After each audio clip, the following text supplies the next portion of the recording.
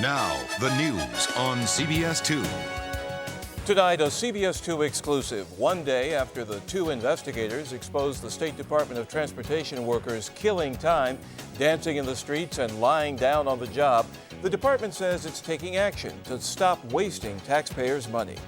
Good evening. I'm Derek Blakely. I'm Marianne Childers. Antonio and Diane are off tonight.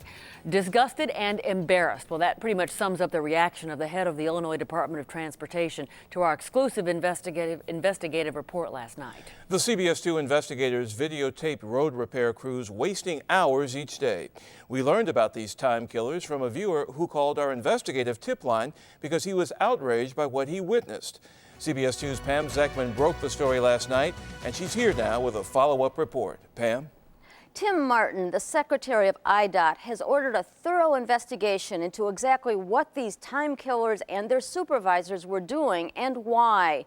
And he's already implemented some reforms to make them more accountable. They sure need to be.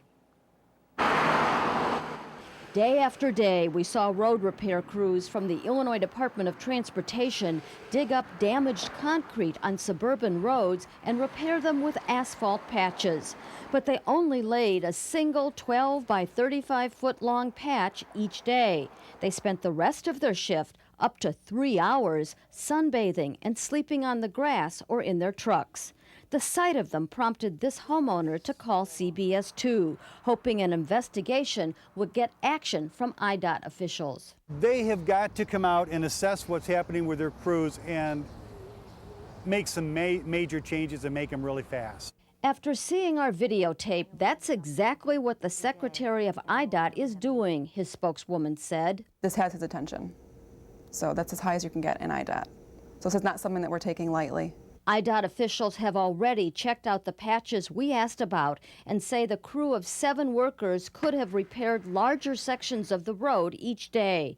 And they agree that all 7 crew members don't need to hang around for hours watching the asphalt cool.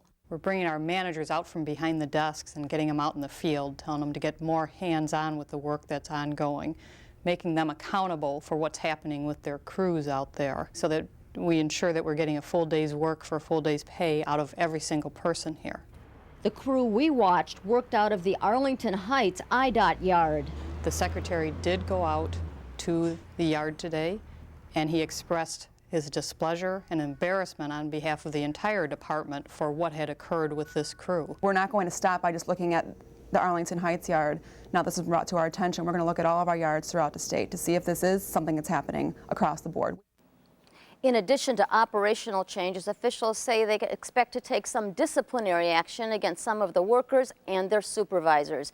Derek and Marianne, all this from a caller, a viewer of Channel 2 that called our investigative tip line. I can understand why he was upset, though. Very, very angry. Maddening.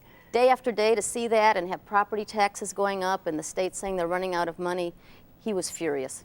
And I'm sure we'll be watching to see how the state follows up in the days and weeks ahead. We'll be giving you follow-up reports with every change they make. Great. Thanks, Pam. Great story.